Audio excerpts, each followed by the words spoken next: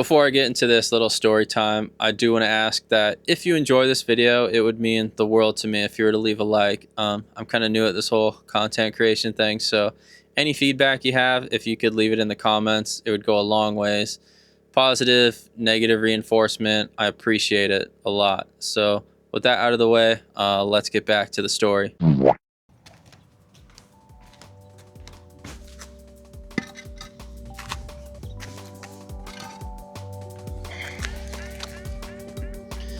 So, how did I end up here in Southern California, living in a 1948 bus?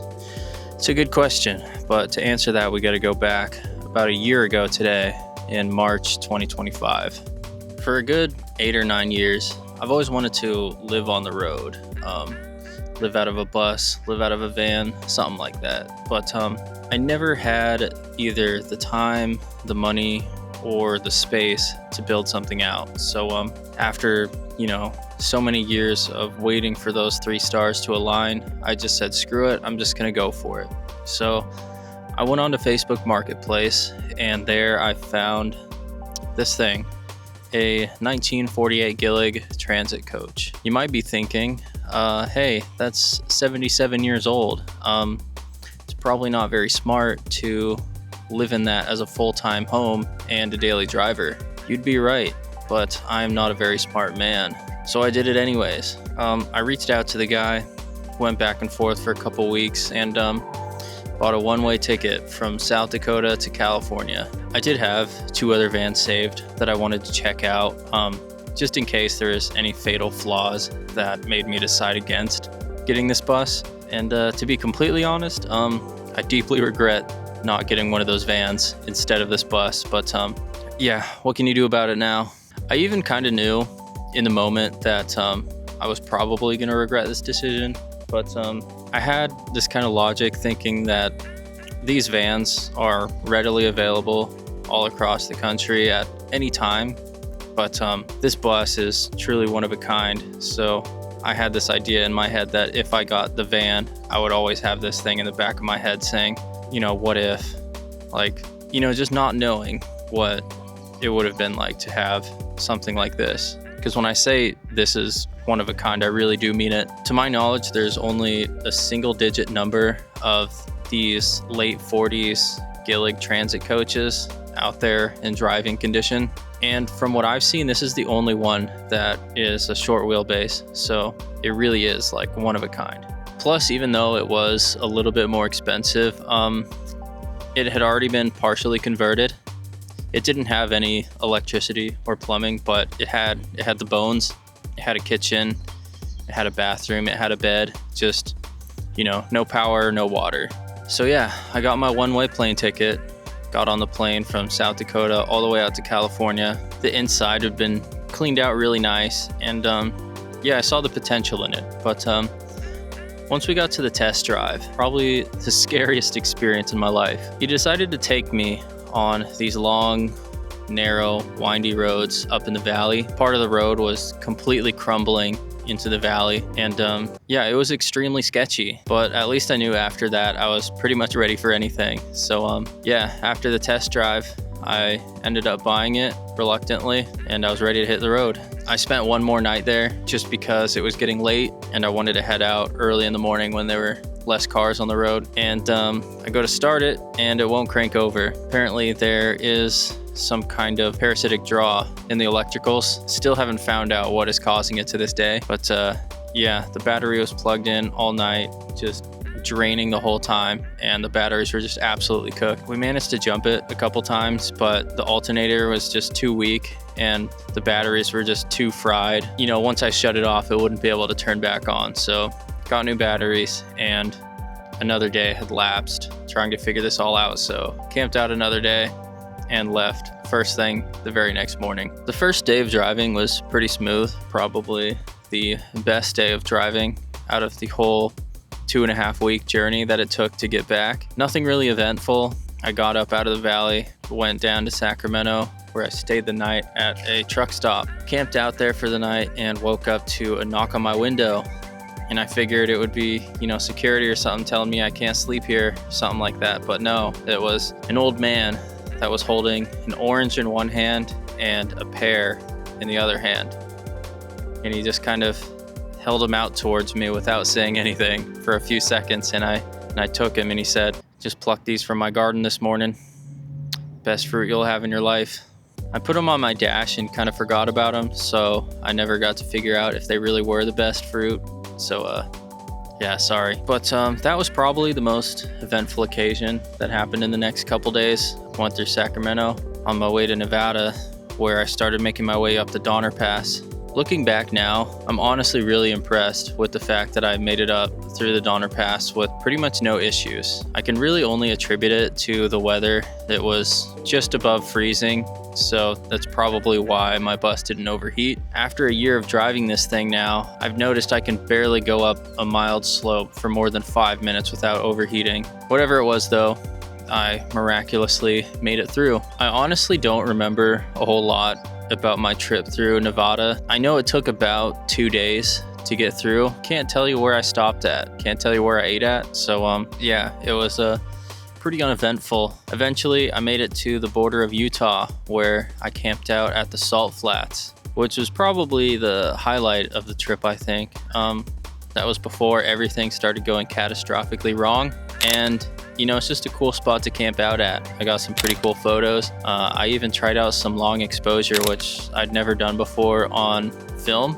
And considering the fact it was pitch black out, I'm surprised they came out as good as they did, even though they're not great photos. You have to keep in mind the dynamic range on film isn't that great, and this is out in the middle of nowhere with no lighting whatsoever outside of the stars. Yeah, I'm pretty impressed with how they came out. I think I remember the shutter being open for 90 to 120 seconds, something crazy like that. I also got some more photos in the morning. Came out pretty good, I think, but didn't want to waste too much time there, so started heading out. That day went pretty smooth until I got through Salt Lake City and started going up through the mountains, crossing into the border of Wyoming. That was when I got the first issues with overheating. Looking back now, I can understand now that it was probably the reserve tank that I had at the time had a lot of holes in it. And you know, when you got holes, you can't hold pressure. And when you got low pressure, you got a low boiling point. So coolant was just evaporating and spewing out. But eventually I got that fixed. And little did I know it was about to get a whole lot worse, but in the other direction. Got kicked out, so we're heading out. Anyways, where was I? Let's go this way. So I just kind of kept topping it off with coolant until I finally made it to Wyoming. Forgot what the city was called. It was some city just down the mountain, right across the border. But I went to bed that night having not checked the weather at all, assuming, you know, it's mid-April at this point. I don't gotta worry about freezing out here, but that's exactly what happened. I woke up and it was 22 degrees out and there's a nice 2-inch layer of snow. A little fun fact about my bus is it is powered by a Caterpillar from 1978.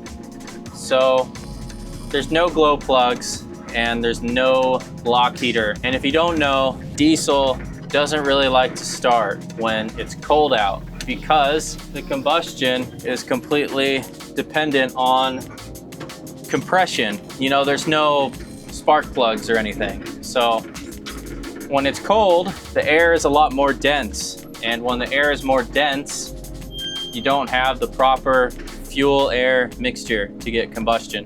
At least I think that's why. Correct me if I'm wrong, but I think that's why. And not only that, I also forgot to unplug the batteries the night before. So not only was I battling the cold, but I was also battling low batteries. I did everything I could. I got the generator running, hooked up a battery charger to it.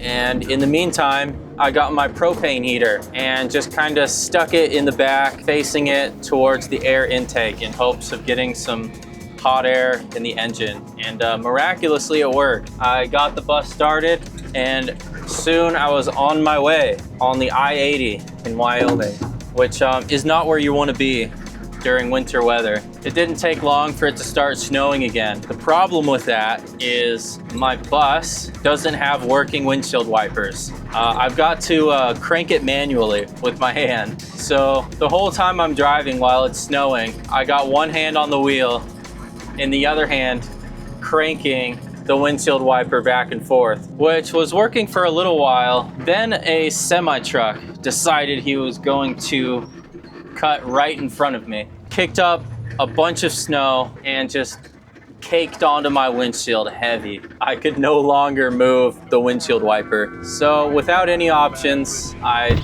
stuck my head out the window and tried to make it to the next stop. And keep in mind, it's still about 20 degrees, snowing, and I'm doing about 65 with my head out the window of my bus. So I get off at the very next stop, and as luck would have it, it just happened to be Little America, which, if you don't know, is a nice truck stop in the middle of Wyoming. And I really lucked out because there is no signs of civilization for a good 20 miles in any direction of this place. So me getting off at that stop, that was a very, very nice stroke of luck in a sea of all around misery. This truck stop pretty much has anything you'd need to survive, except beer. That was the only part that really sucked. There was no beer, and I was stuck there for 2 days waiting for the snow to dissipate. So after 2 days, the storm had finally blown over, and seemed like everything was turning out for the better. Spring weather was rolling in, and I only had one more state border to cross before getting home. So I head out with my next destination being Lusk, Wyoming. And all was going well until suddenly my bus stopped running.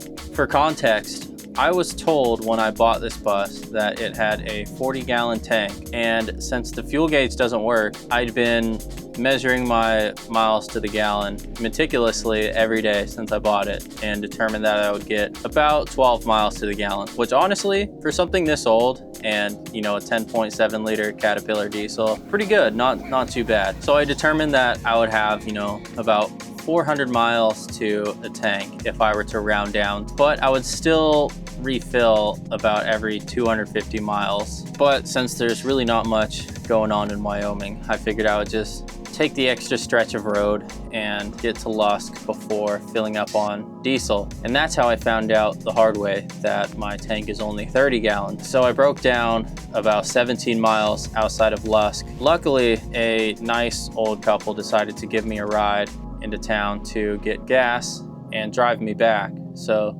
that was really nice of them. Unfortunately, what I didn't know with diesels, it's not as easy as just topping off your fuel and starting it back up. That's when I learned about a cool phrase called vapor lock. In a diesel engine, when you run out of fuel, there's a good chance that you're gonna get air in your fuel lines. And once that happens, you can't just crank it over because fuel is not going to get pulled through the fuel lines. Given that Lusk has a booming population of about 1,700 people, there was only one person available to come out and help, and it took him about 9 hours to do so. And once he did make it out there, it turned out all I needed to do was to spray a little bit of starter fluid into the air intake, and it would kick it over just enough for it to start pulling fuel through. So shout out to him for helping me with that and not just going for a cash grab and towing me into town, because that would have cost a pretty penny. By that time, it was already close to midnight, so I just drove into Lusk, spent the night there, and went on my way first thing in the morning. The rest of the drive was pretty uneventful, aside from the occasional crosswind trying to blow me off the road. And finally, after about 2.5 weeks of driving, I was back in Sioux Falls, South Dakota. But as miserable as it was, looking back at it, it was a pretty fun journey, and I'm glad to have experienced it. So once I actually got settled in back in South Dakota, I got a storage lot to leave my bus at. And while it was there, I did all the necessary upgrades to make it livable, at least for a bare minimum. I got the power supply installed, I got a fridge installed, and I even got a TV installed. So by late August, I was ready to officially move into the bus, and it was going pretty good for a while.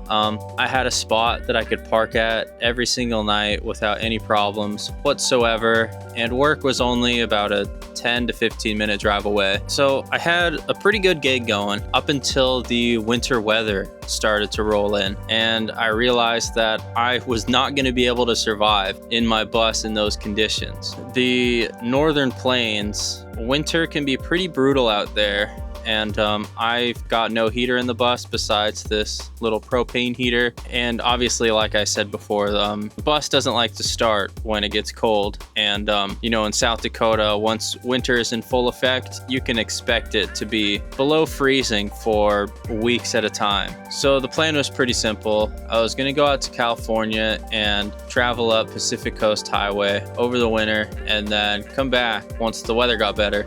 Spoiler alert. It's almost April and I'm still in Southern California. So November rolled around and I put in my 2-week notice, but by the time that 2-week notice was up, we got hit with a pretty heavy blizzard, and I kind of got stuck there because the weather was 10, 15 degrees. I couldn't get the bus started. I literally couldn't move for days on end, but finally a window of opportunity opened. It got all the way up to a whopping 25 degrees. So I managed to get the bus started. I went up to a Caterpillar place to get the thermostats replaced, get the oil replaced, and all my filters, because I had a long drive ahead of me. I wanted to make sure I was road trip ready. Got that done, and I started driving, and the U-joints on my drive shaft exploded. So I had to pull over to this empty parking lot, but luckily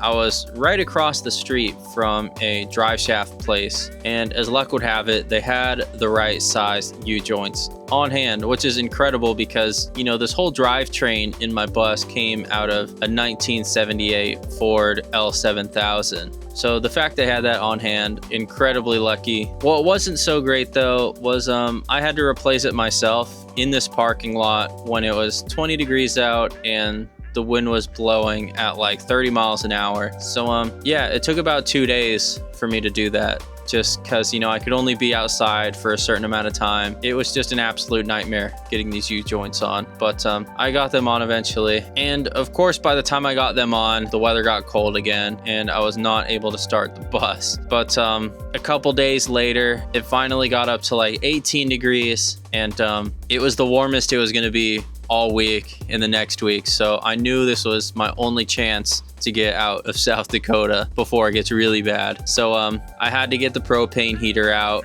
That was still not working. So I got the starter fluid and sprayed a little bit of that in the air intake, and that was enough to kick it over just enough to start pulling fuel through, warm up the engine, and have it running. Unfortunately, as you'd imagine, with a propane heater and starter fluid being in close proximity, I started a fire in the back of my bus. I didn't realize it for a couple seconds at first until I noticed smoke billowing out of the back of my bus. Go back there and look, and all the insulation on the roof of like the engine bay of the bus was just completely engulfed in flames. I genuinely thought like that was it. I thought I was done for. I thought my bus was gonna burn down and I would be homeless. But luckily I had a fire extinguisher in my bus. I managed to get the fire out and I was on my way. I really should have taken that as a sign as to how the rest of the journey was gonna go. But little did I know that